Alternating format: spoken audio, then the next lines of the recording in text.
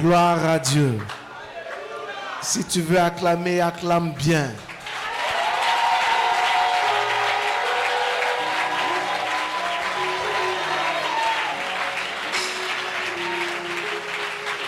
Que le nom du Seigneur soit béni et que la gloire revienne à notre Dieu. Père, nous te rendons toute la gloire et nous te disons merci encore de tout notre cœur d'avoir pourvu à ce jour. C'est par ton pouvoir que nous sommes et c'est par ta sagesse que nous existons. Merci parce que ton conseil a décidé que nous soyons rassemblés en ce jour et tu nous instruis pour notre propre bien. Que l'autorité de ton sang et l'autorité de ta parole, l'autorité de ton nom domine en ces lieux afin que la gloire soit à toi. Gloire et louange te reviennent, Père, dans le nom puissant de Jésus. Amen. Salue ton frère, salue ta soeur. Dis-lui que tu l'aimes. Dis-lui quelque chose de bon.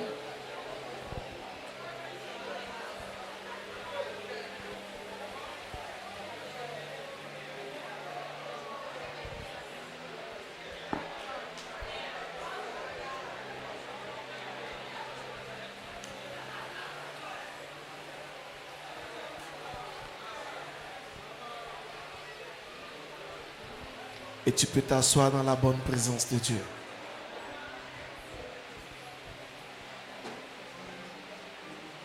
Que la gloire revienne à notre Dieu. Je veux de tout mon cœur être reconnaissant à Dieu pour cette vision et le Père de cette vision qui m'a fait confiance afin de me mettre à sa chair. Je veux encore lui dire grandement merci. Que la grâce de Dieu abonde dans ta vie et dans ton ministère dans le nom de Jésus. Merci à son conseil et aux pasteurs qui le soutiennent dans cette vision. Soyez bénis. Merci de me recevoir. Je commence à être juste un peu libre à vous parler de la part de mon Seigneur. J'espère que jusqu'à ce jour, je n'ai pas encore blessé quelqu'un. Ça va. J'espère que vous m'aimez. J'ai traversé la journée d'aujourd'hui. Je n'ai pas eu de pierre sur ma vie. C'est que vous priez pour moi. Amen, amen. J'espère que ma sagesse n'est pas trop dure. Ça va. Ok, que Dieu vous bénisse. Quand je préparais ce message, j'étais couché et j'étais en train de bénir le Seigneur pour vos vies. J'étais en train de demander au Seigneur, dois-je continuer ou dois-je entrer réellement dans le sujet? Que dois-je encore vous dire? Je vous assure que si vous disposez votre cœur et que vous passez à ce que vous entendez, vous-même, vous allez rendre témoignage de votre Dieu. Alléluia. Il y a de très bonnes nouvelles qui vous attendent. Très bonnes nouvelles qui vous attendent. Amen, amen. Le thème général, c'est comprendre les prémices. Aujourd'hui, puisque par la grâce de Dieu, je crois que je finis demain, il y a beaucoup de thèmes qui sont importants, qui viennent dans ma tête. Et je ne sais pas qu'est-ce que je dois vous donner parce que je veux de tout mon cœur vous bénir dans le nom de Jésus.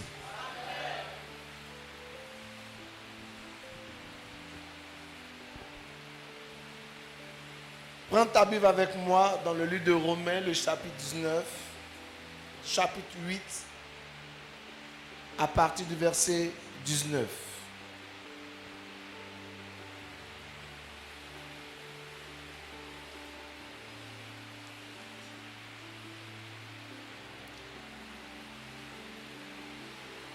Romains chapitre 8, à partir du verset 19.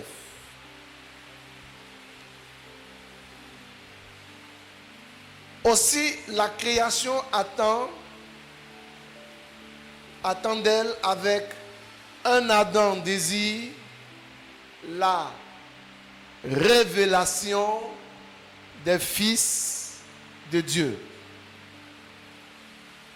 Car la création a été soumise à la vanité, non de son gré, mais à cause de celui qui l'y a soumise. Amen.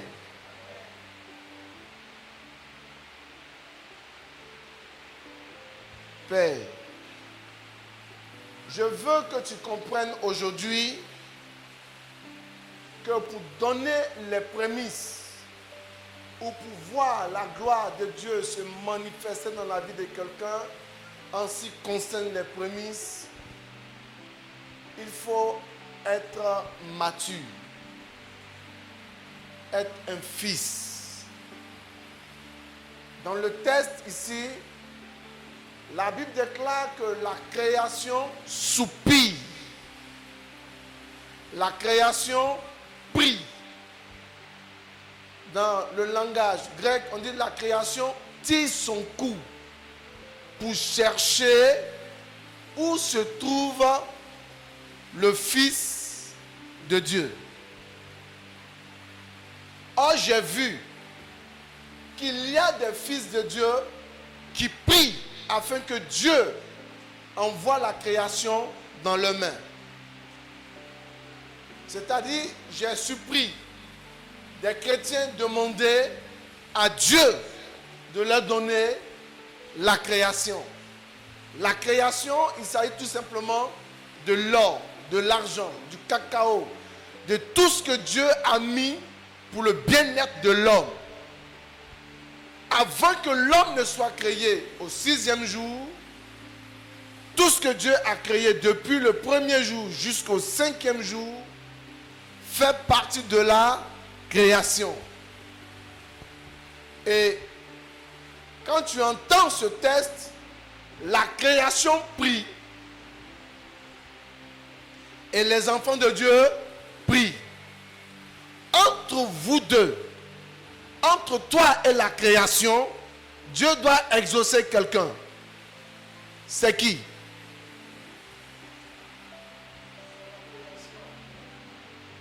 La création intercède.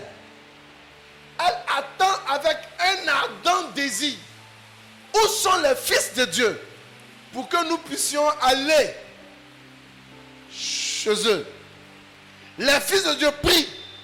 Seigneur, donne-nous la création dans le nom de Jésus. Et Dieu est dans l'embarras. Entre nous et la création, Dieu va exaucer qui?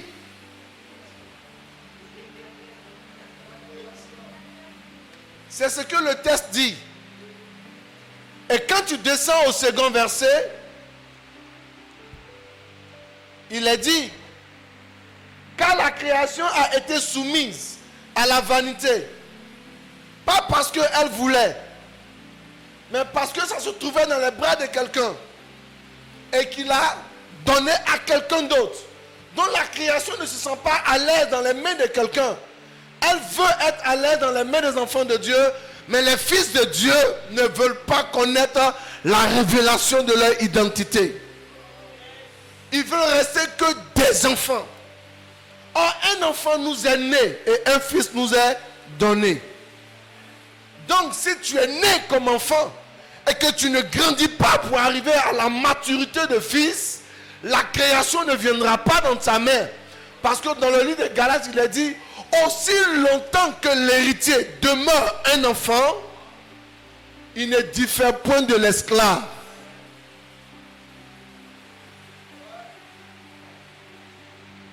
Donc tu es un héritier.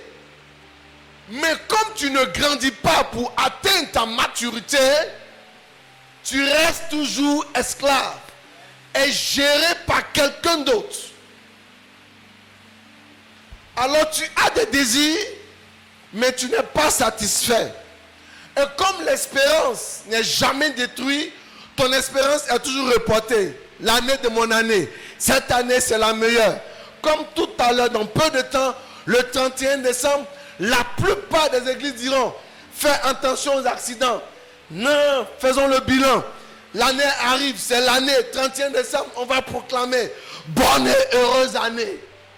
À ta grande surprise, nous sommes en septembre, l'année t'a pas encore souri. Je parle de quelqu'un. Octobre, novembre, il reste combien de mois? Et jusqu'à actuellement, ce qu'on t'a dit le 31 décembre passé n'est pas en train d'arriver. Est-ce que tu n'es pas un enfant? L'enfant de Dieu à l'église ne se mesure pas dans le nombre passé à l'église. Le mot qui est utilisé, c'est le mot népios. C'est-à-dire que tu peux être converti depuis 1980, être népios en 2021. Dieu n'a pas de problème avec, parce que tu es un enfant. C'est pourquoi les youths, ceux qui deviennent fils de Dieu, sont capables de manger la nourriture solide et capables de discerner entre les temps, les saisons. Ils ne vivent pas n'importe comment. Ils savent qu'ils sont à quelle saison et ils changent de comportement en fonction des saisons. Mais l'enfant, lui, il ne fait que subir et il est géré. Pourtant, c'est un héritier. Et quelqu'un gère son héritage parce qu'il n'est pas encore arrivé à maturité. Que cela ne soit pas ton cas ce soir. Dis à ton voisin, deviens fils. Ne loupe pas les cours de base de l'église.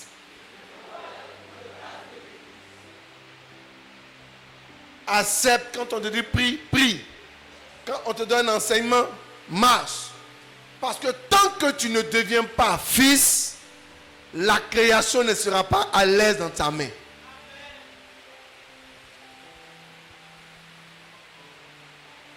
Expliquons ça de manière terre à terre. Ton enfant de 2 ans, ou bien de 3 ans qui parle, il vient et puis te demande 50 francs. Tu vas lui donner ou tu ne vas pas lui donner? Ton enfant de 3 ans, il te demande 50 francs. Tu vas donner ou bien tu ne vas pas donner? Tu vas donner. Mais si l'enfant te demande 10 000, même si tu l'aimes,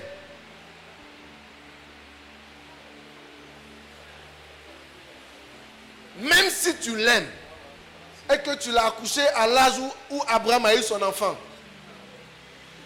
tu ne lui donneras pas. Parce que tu vas dire ça, c'est un gaspillage. Il ne sait même pas ce qu'il demande. Alors, tu as là, il a le désir d'avoir les 10 000, mais quand le père le regarde, il dit, mon petit, je t'aime bien, mais 10 000 francs, ce n'est pas pour toi. Donc, qu'est-ce que l'enfant cherche? Qu'est-ce que tu veux? Qu'il grandisse. Quand il va avoir 21 ans, ou bien 18 ans, il dit, donne-moi 10 000, tu comprends en même temps. N'est-ce pas? Amen, amen. Quand cela est dit, on peut maintenant avancer pour vous donner la nourriture solide. Donc, arrête de prier, mais grandis. Arrête de... Mais il faut...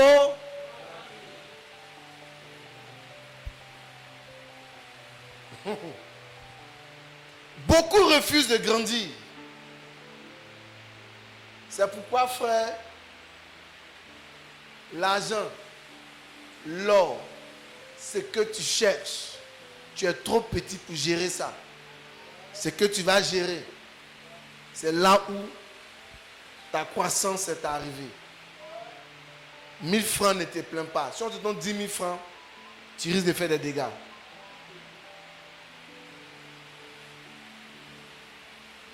Est-ce moi qui l'ai dit? Qui prie? L'argent prie. Toi aussi tu pries entre vous deux. Dieu va exaucer qui? L'argent même n'est pas à l'aise dans les bras des païens. Mais où sont les fils? Nous on est partis chez eux. Et ils sont encore enfants. À l'église. En train de s'amuser. Il ouvre la Bible, il dit, il ne comprend pas le verset biblique là. Ça fait 5 ans, il lit ça, il ne comprend pas. Je peux maintenant vous parler. Attache ta ceinture. Attache bien ta ceinture. Dis à ton frère prémisse. Prémisse vient du mot premier.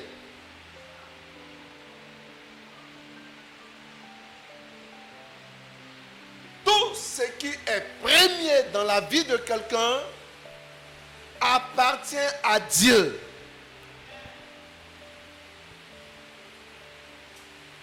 Ton premier fils appartient à Dieu.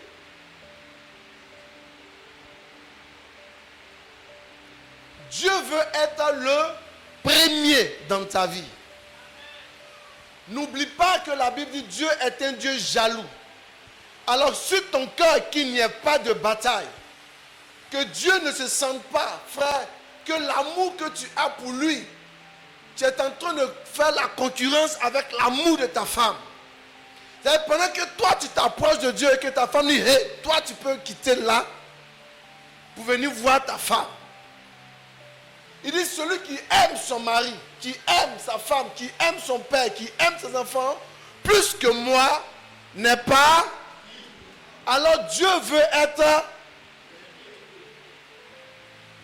La plupart d'entre nous sont testés à cause de la jalousie de Dieu. Quand Dieu voit quelque chose en toi qui est en train de prendre le dessus de l'amour que toi tu dois avoir pour lui, il va commencer à te tester pour voir. Si pour lui, toi tu peux tout abandonner, le suivre. J'ai dit, le fils, je ne parle pas de l'enfant, je parle du fils. Et j'espère que vous êtes des fils. Gloire à Dieu. Donc, l'Éternel veut être un premier. Premier commandement.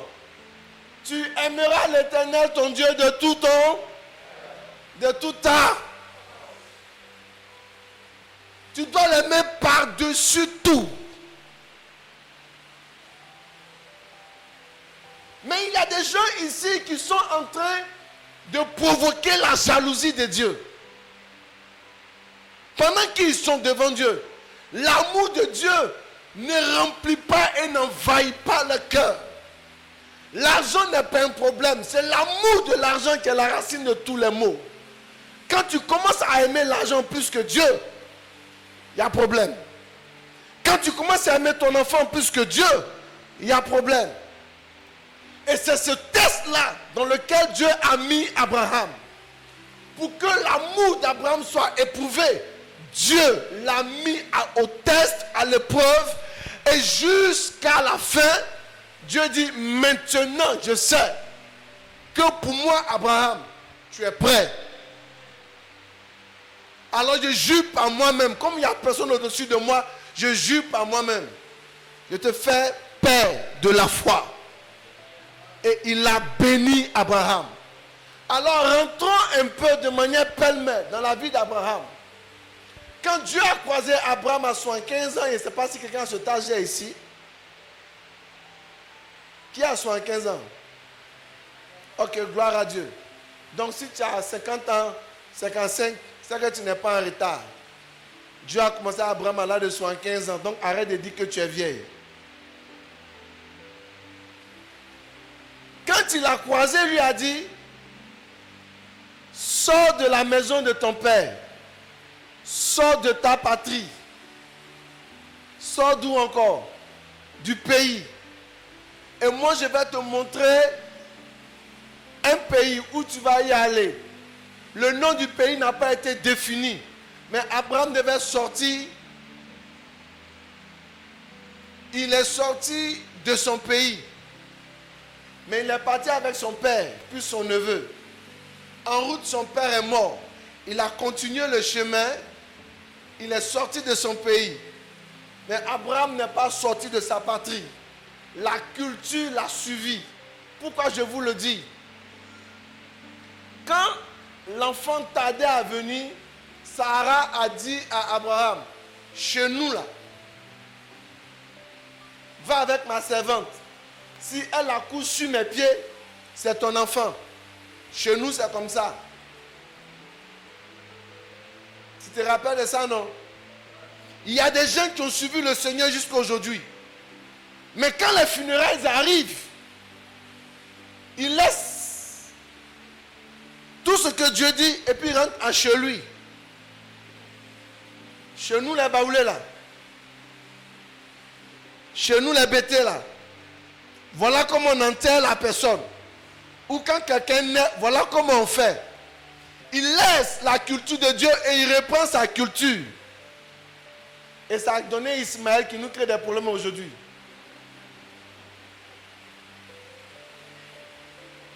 Quand tu es chez toi, fais très attention. Mais regardez frère, est-ce que vous croyez que seulement Abraham a sacrifié seulement que Isaac? Abraham n'a pas sacrifié seulement que Isaac. L'erreur que Sarah a commise d'envoyer Abraham dans le lit d'Agar, quand elle a vu que l'enfant Ismaël grandissait, qu'il devait être un puissant guerrier, elle a dit à son mari, chasse la servante et son fils. Qu'est-ce que la servante a fait? Rien du tout. Qu'est-ce que le fils a fait? Rien du tout. Est-ce que le fils n'est pas le sang d'Abraham? Oui. Mais il dit chasse. La femme dit mets-les dehors. Abraham s'est levé. Il a demandé à Dieu, est-ce que ce que Sarah dit là, c'est bon? Il dit fais ce que ta femme dit. Entre nous, si tu étais à la place d'Abraham, est-ce que tu pourras mettre cette femme là dehors?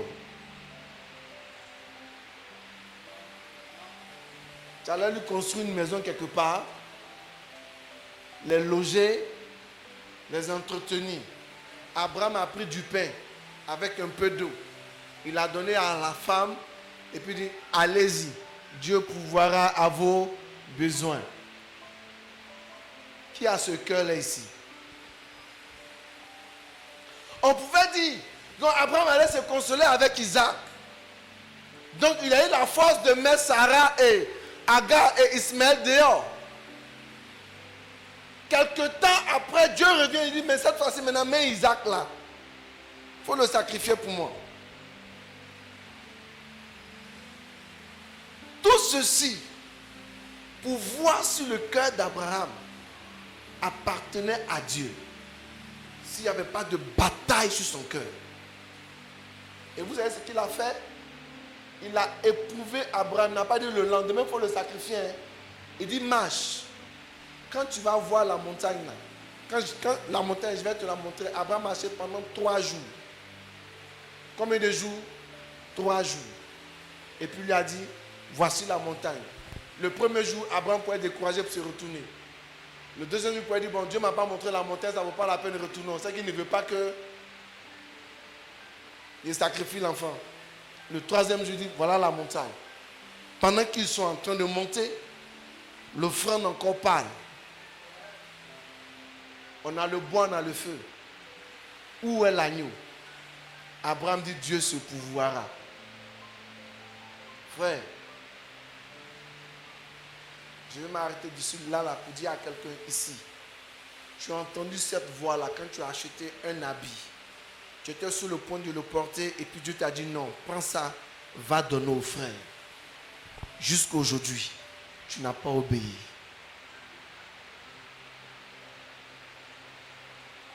Ton habit même te parle. Mais il faut mettre ça sur le feu. Vous savez, Dieu est un Dieu jaloux.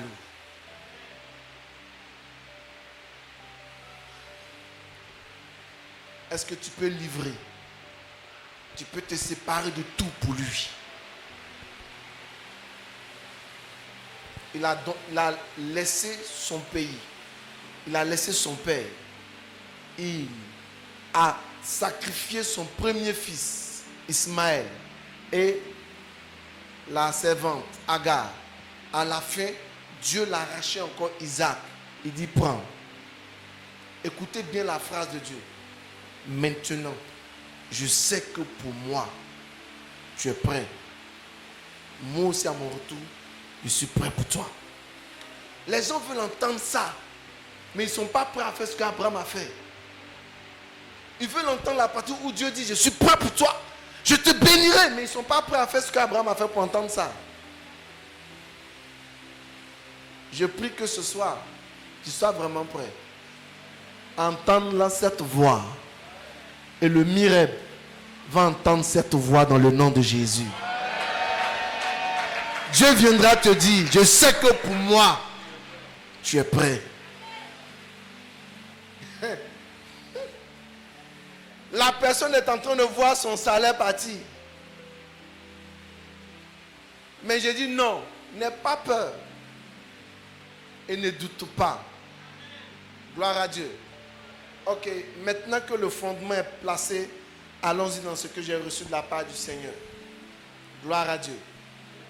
L'homme mature connaît les saisons. Il sait que quand on dit bonne et heureuse année, c'est le souhait de quelqu'un. Mais l'année là n'a rien de nouveau. L'année a des saisons. En Côte d'Ivoire, on a la saison sèche, la saison des pluies, et puis l'autre saison où c'est le temps de moissonner. C'est-à-dire janvier, février, on brûle le champ. Mars, on commence à ensemencer la terre. Début avril, mai, fin avril, début mai, la pluie commence à tomber. Juin, juillet, on a ça. Et puis en ce temps qui court là, on commence à s'apprêter à moissonner parce qu'on voit, octobre, décembre, on est dans l'abondance. Donc quand en Côte d'Ivoire on te dit bonne et heureuse année, on souhaite que ce que tu vas faire dans les années marche. Mais c'est l'insensé qui pense que les jours se ressemblent. Janvier, février, mars, ce sont des jours où il fait chaud. Et c'est là que tu dois brûler ton champ et mettre la semence dans le sol. Les saisons sont devant toi. Et si tu continues de te comporter comme tu t'es comporté hier, tu auras le résultat d'aujourd'hui. Rien ne change. Il y a des gens dont tu reçois beaucoup de promesses. Dieu te bénira. Cette année, ton projet va marcher. Et tu cries Amen. Mais n'oublie pas que chaque jour, chaque janvier, c'est 31 jours. Et chaque jour a 24 heures. C'est la première chose que Dieu a donnée à l'homme, le temps. Quand il a commencé à créer, il a d'abord fait le temps. Donc, le pauvre a 24 heures, le riche a 24 heures. Ne gaspille pas ton temps. Et celui qui est auprès de toi, qui vole ton temps, est celui qui ne veut pas te voir réussir. Mais si tu ne sais pas où tu vas gaspiller le temps. Les gens jouent avec le temps. Le temps ne se gaspille pas. Le temps s'investit. Tu penses que le riche a 25 heures. Le riche n'a pas 25 heures. Le riche a 24 heures.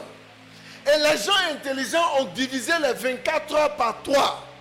8 heures de travail, 8 heures de loisirs, 8 heures de sommeil. Mais toi, tu dors. Au lieu de 8 heures, tu vas jusqu'à 10 heures de sommeil. Et tu travailles 2 heures par jour. Et c'est toi qui veux être dans l'abondance. Non. Un homme mature sait définir les saisons. Si tu veux voir à quelle saison tu es, je vais te donner un exemple simple. Regarde tes vêtements.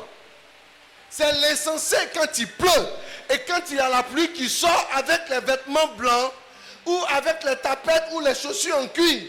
Quand tu pleures à Abidjan, tes vêtements changent. Tu as un parapluie et tu as des chaussures plastiques. Quand le temps de la matin arrive, tu ne te mets pas en décolleté.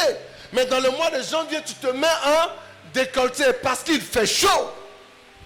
Alors c'est un signe. Quand tu commences à changer de vêtements, il faut savoir que la saison a changé et que ton comportement doit changer. Mais toi, tu vis comme c'est jackpot. Comme tu veux. Non, ne vis pas comme tu veux. Parce que la Bible dit, il n'y a rien de nouveau sur la terre. Ce qui est, a été. Ce qui sera, c'est ce qui est. Tu n'es pas la mode, ma soeur. Tu es seulement ton temps. Donc l'homme qui est mature sait faire la part des choses. Je ne savais pas ça, frère. Je suis allé au village dans le mois de novembre, décembre. Et puis, j'ai vu ma mère faire sortir du grenier un peu de riz. Elle a pilé. Et puis, j'ai mangé. Ça, c'est me dit bonne arrivée. Le lendemain, elle me demande de l'argent pour aller acheter le riz. J'ai dit à ma mère, voilà le riz, là où tu as prié là. Elle dit, c'est parce que tu venais d'arriver que j'ai fait ce sacrifice. Même si tu es mon fils, ce riz-là, on ne le touche pas. Parce que dans le mois de janvier, c'est ce qui va me permettre d'avoir de la nourriture l'année prochaine. Même si je t'aime, ça, on ne touche pas. C'est la semence qu'elle avait mis à part. Pourtant, je suis son fils. Elle-même, elle me voit, c'est la première fois que j'arrive au village. On doit bien m'accueillir. Elle dit, donne-moi l'argent, on va partir acheter le riz. Ce qui veut dire que ma mère est consciente. Elle sait, peu importe l'amour qu'elle peut porter à quelqu'un, si l'année prochaine, elle doit mieux vivre, ce qui est dans le grenier là est intouchable et c'est écrit dessus, semence. Peut-être que tu n'as pas cette main là, mais va au village, tu verras. Alléluia. Gloire à Dieu. Alors frère, quand je suis rentré à Abidjan, j'ai commencé à étudier ma Bible et j'ai compris que l'année a des saisons. Et chaque saison, il faut changer de comportement. Ne fais pas ce que tu as à faire parce que tu es un homme mature. Alléluia. Écoute-moi très bien. Alléluia. Alors, qu'est-ce que je constate? Nous sommes facilement emballés par la fête du 31 décembre. Nous faisons les courses. Il y a d'autres même dans leur service. Dans le mois de décembre, on leur donne le 13e mois comme salaire. Mais l'Ivoirien dit que le mois de janvier est dur, n'est-ce pas? Pourquoi? Parce que l'argent qu'on te donne pour pouvoir vivre dans le mois de janvier, toi le 31 décembre, tu as déjà mis feu dedans dans la moitié de tout ce que tu as. Pour acheter quoi? Poulet, habits, moutons, bière, vin. Ce jour-là, ta maison doit rayonner de joie.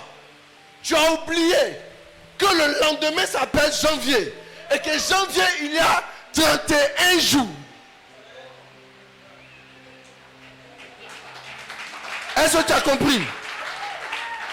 Et janvier, là, c'est le début d'une saison. C'est le commencement de l'année. Et toute prémisse doit appartenir à Dieu. Toi, tu as déjà mis feu dans ce qui va te soutenir dans le mois de janvier.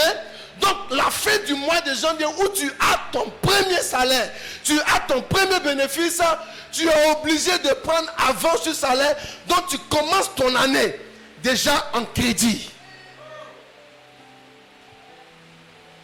Or, toute prémisse appartient à Dieu. Je vous ai dit hier que dans le jardin d'Éden, c'est parce que Adam a touché le fruit de la connaissance du bien et du mal qu'on a eu la révélation du fruit de la vie éternelle. Donc si tu prends ce qui ne t'appartient pas, tu auras la révélation de ce qui t'appartient, ça va te faire mal. Il y a les bénédictions qui sont dans un paquet pour toi. Et tu t'amuses. Tu penses que c'est parce que tu aimes Dieu que Dieu va te donner. Non. Dieu te met dans une saison, change de comportement. Alors j'ai commencé à réfléchir. Qu'est-ce qui m'empêche de créer moi-même mon jour de fête?